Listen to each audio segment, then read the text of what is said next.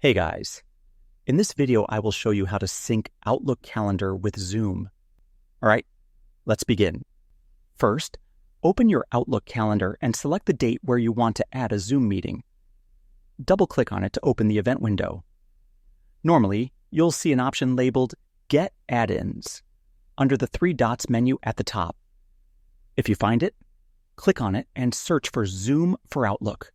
Then install the add-in directly from there. If you don't see the add-ins option, here's another way. Open a new browser tab and search for Zoom for Outlook app. Open the result from Microsoft App Source. Click on Get It Now and sign in with your Outlook account. Once installed, go to Outlook Settings, open Calendar, then Events and Invitations, and select Zoom as your meeting provider.